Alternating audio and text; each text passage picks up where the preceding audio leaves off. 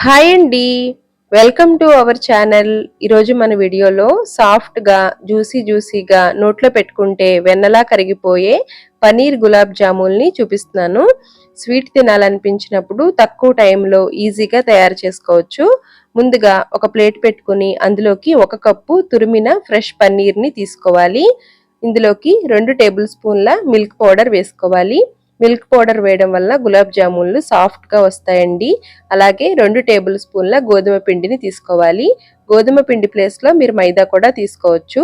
1 table spoon నెయ్యి వేసుకుని పిండిని వీలైనంత సాఫ్ట్‌గా కలుపుకోవాలి. గులాబ్ జామున్లకి పిండి చేతికి అంటుకునే విధంగా కలుపుకోవాలండి. అప్పుడే గులాబ్ జామున్లు మంచి టేస్టీగా, సాఫ్ట్‌గా వస్తాయి. ఇలా కలుపుకున్న పిండిని వీడియోలో చూపించిన విధంగా 1 నిమిషం పాటు బాగా కలుపుకోవాలి. అప్పుడు మరింత సాఫ్ట్‌గా వస్తాయండి. ఇందులో ఇంకా కోవా గాని, వంట సోడా గాని వేయాల్సిన అవసరం లేదు. ఇలా కలుపుకున్న పిండిని ఒక 10 నిమిషాల సేపు నానబెట్టుకోవాలి. స్టవ్ మీద పాన్ పెట్టుకుని తీపి కోసం 1 కప్పు పటిక బెల్లం పొడి గాని లేదంటే పంచదార గాని వేసుకోవచ్చు.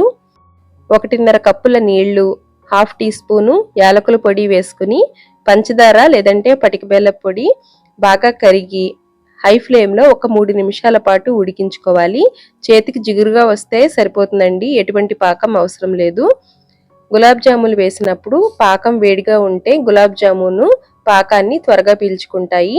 ఇలా మరుగుతూ ఉన్నప్పుడు స్టవ్ ఆఫ్ చేసుకుని ప్యాన్ని స్టవ్ మీదే ఉంచి పక్కన వేరొక బర్నర్ మీద గులాబ్ జాముల్ని ఫ్రై చేసుకుంటే పాకం చల్లారిపోకుండా ఉంటుంది. ఇప్పుడు ఇలా కలుపుకున్న పిండిని చిన్న చిన్న బాల్స్ లాగా తయారు చేసుకోవాలి. నూనెలో వేపినప్పుడు మరికొంచెం సైజు పెరుగుతాయి కదండి. అందువల్ల చిన్న చిన్న బాల్స్ లాగా తయారు చేసుకుని డీప్ ఫ్రైకి తగినట్లుగా నూనె పెట్టుకుని నూనె బాగా వేడైన తర్వాత మాత్రమే ఫ్లేమ్ని లో టు మీడియంలో అడ్జస్ట్ చేసుకుంటూ తీసుకున్న ప్యాన్కి సరిపడినట్లుగా గులాబ్ జాముల్ని వేసుకుని ఫ్రై చేసుకోవాలి. మంట పెంచినట్లయితే పైన రంగు వస్తాయండి, లోపల ఉండలు కట్టినట్టుగా ఉంటాయి. అందువల్ల లో టు మీడియం ఫ్లేమ్లో అడ్జస్ట్ చేసుకుంటూ మంచి రంగు వచ్చే విధంగా దోరగా వేపుకోవాలి. ఈ గులాబ్ జామున్లకి అసలు ఫెయిల్ అయ్యే ఛాన్సే ఉండదండి. ఎవరైనా ఈజీగా చేసేయగలుగుతారు. ఇలాగే మిగిలినవి కూడా వేపి తీసుకోవాలి. పాకం వేడిగా, గులాబ్ జాములు వేడిగా ఉంటే త్వరగా పీల్చుకుంటాయండి.